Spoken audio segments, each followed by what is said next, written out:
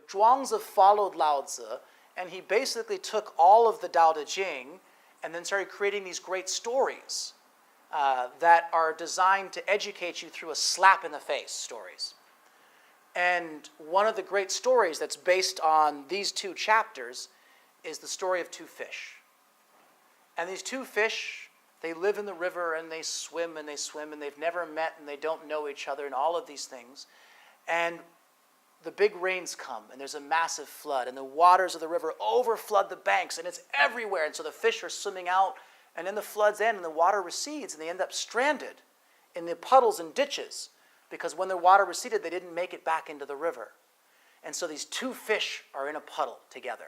And the sun is out and the puddle is shrinking and they get closer and closer together and these fish look at each other and say, wow, you know, we're not going to make it and the water is going back. And one fish looks at the other and says, you know, you're a really great fish. We've been having this conversation all this time and, you know, we're not going to make it, but I want to give you the last bit of water saliva in my mouth, 唾液 in Chinese, the saliva.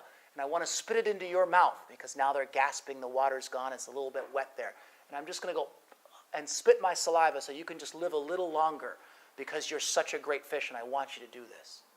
And the other fish goes, oh, what a great act of generosity and kindness. You are a great fish.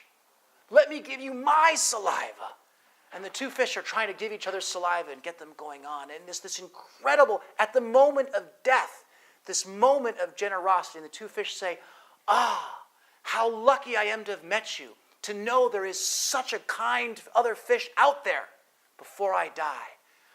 I feel so lucky. And Zhuangzi then steps out of the story and says, pah!